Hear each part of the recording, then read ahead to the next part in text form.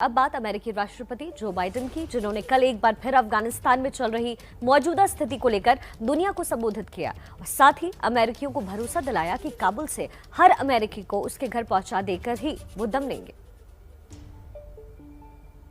This is one of the largest, most difficult airlifts in history.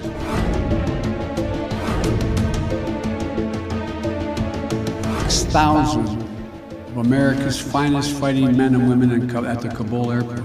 The greater danger from ISIS and Al-Qaeda and all these affiliates. We've secured the airport, enabling flights to resume. And it's being conducted under difficult circumstances. I cannot promise what the final outcome will be, or what it will be, that it will be without risk of loss. Afghanistan की नीति को लेकर दुनिया भर में आलोचना झेल रहे अमेरिका के राष्ट्रपति जो बाइडेन कल एक बार फिर मीडिया से मुखातिब हुए। सवालों की लंबी फेहरिस्त थी। Thank you, Mr. President. Two questions for you. The military has secured the airport, as you mentioned. Would you commit to the same commitment? Would you make the same commitment to bring out to evacuate Americans who haven't been able to get to the airport safely? और Biden के जवाब America तक ही सीमित थे। I'm focused on getting this job done. We are united. The United States stands by its commitment. ये दुनिया भर से उठ रहे सवालों का ही असर था कि बाइडेन महज 4 दिनों के भीतर दूसरी बार अफगानिस्तान पर बोलने को मजबूर हुए और उन्होंने शुरुआत 4 दिनों में हुई प्रगति से ही अपनी बात शुरू की। Since I spoke to you on Monday, we've made significant progress. We've secured the airport, enabling flights to resume. Not just military flights, but civilian charters from other countries, and the NGOs taking out civilians and vulnerable Afghanis. And now we have almost 6,000 troops on the ground, including the 82nd Airborne. Afghanistan में पल भर में क्या हो जाए कहा नहीं जा सकता है।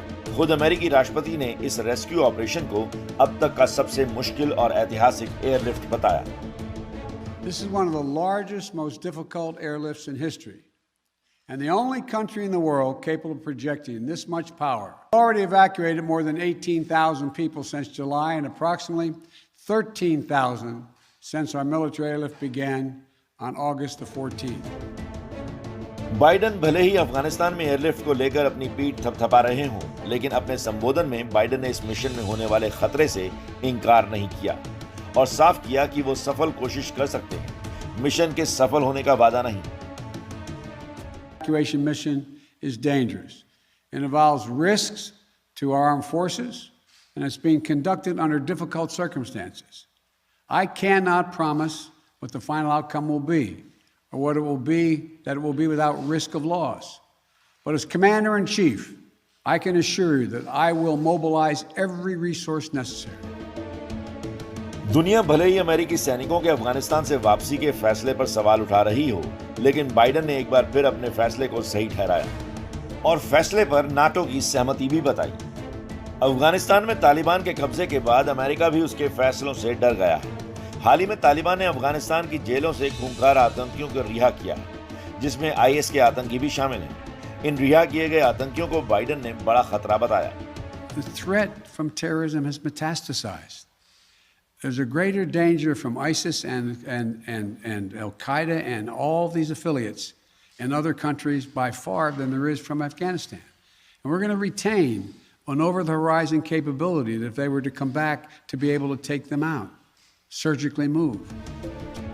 बाइडेन आईएस को खतरा बताकर अपने फैसले से ध्यान भटकाना चाह रहे हों, लेकिन तालिबान लड़ाकों के हाथों में अमेरिकी सैनिकों के हथियारों ने अमेरिका की चिंता बढ़ा दी है। फॉक्स न्यूज की रिपोर्ट के मुताबिक अमेरिका अफगानिस्तान में सर्जिकल स्ट्राइक कर इन हथियारों को नष्ट करने की फिराक में है। वहीं विपक्षी पार्टी रिपब्लिकन भी तालिबान के हाथ हथियार लगने के मुद्दे को उठा रही है और राष्ट्रपति जो बाइडेन की जवाबदेही तय करने की मांग उठा रही है। कोरोना महामारी से शानदार तरीके से निपटने वाले जो बाइडेन अब अफगानिस्तान नीति को लेकर सवालों में हैं।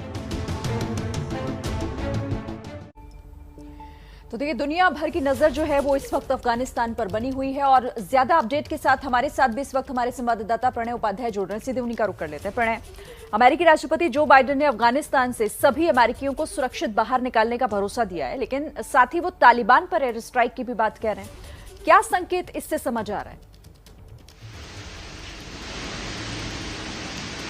देखिए, ये बात कोई नई नहीं है, पहले भी जो बाइडेन कह चुके हैं कि अपना जो एयर सपोर्ट है वो बरकरार रखेंगे अमेरिका अफगानिस्तान के लिए, अफगानिस्तान की फोर्सेस के लिए।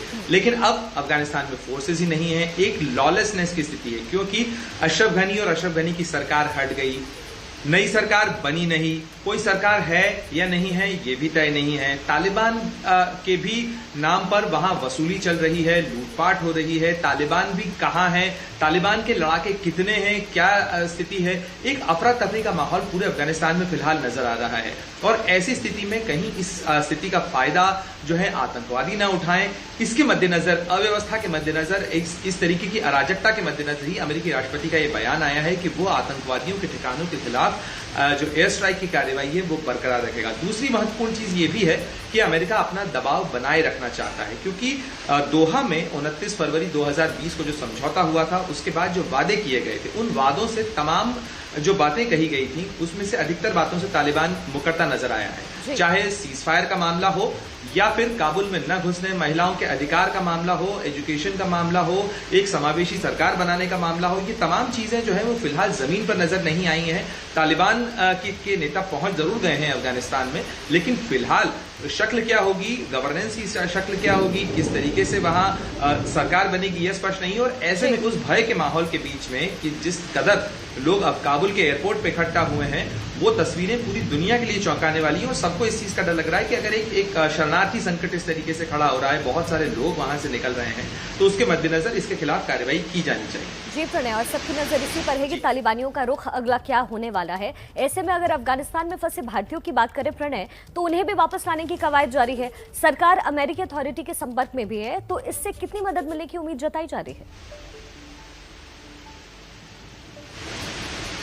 देखिए, भारत ने आग्रह किया है अमेरिका से, अमेरिकी विदेश मंत्री टोनी ब्लिंकन से भारत के विदेश मंत्री डॉक्टर एस जयशंकर ने बात की है, और ये प्रयास किए जा रहे हैं कि कम से कम समय के अंदर अधिक से अधिक भारतीयों को वहां से निकाला जा सके। हालांकि बीते 48 घंटे से भारत का एक विमान ताजिकिस्तान के दुशानबे में खड़ा हुआ है, और ये विमान इंतजार कर रहा है ग्रीन सिग्नल मिलने का, ताकि ये दुशानबे से काबुल पहुंचे और वहां मौजूद करीब 280 जो भारतीय हैं उनको लेकर वापस भारत के लिए आए।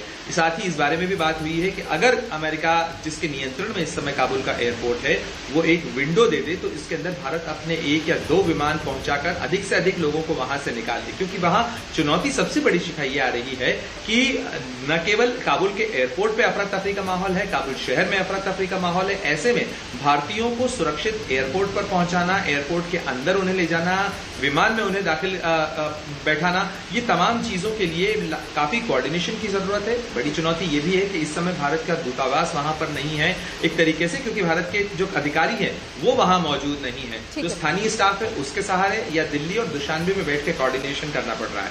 जी,